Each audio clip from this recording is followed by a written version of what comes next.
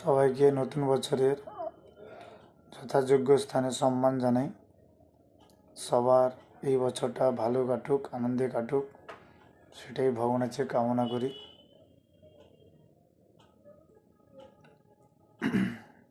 একটা জিনিস বলার জন্য এলাম, যতই নতুন বছর আসুক না কেন, প্রত্যেকের জীবনে যেসব সমস্যাগুলো জড়িয়ে আছে বা ছিল, সেগুলো যে যার জায়গায় যেমন ছিল তেমনই আছে। নতুন বছরের সঙ্গে সঙ্গে ওগুলো কিন্তু জীবন থেকে সরে যায়নি। তাই আপনি যদি সমাজের কাছে ভালো হওয়ার জন্য লড়াই করেন, তাহলে সেটা হয়তো কিছু সময়ের জন্য হতে পারবেন। আর যদি আপনি ভগবানের কাছে ভালো হতে পারেন, তাহলে ভগবান আপনাকে সবার কাছে ভালো করে রাখবে সারা জীবন।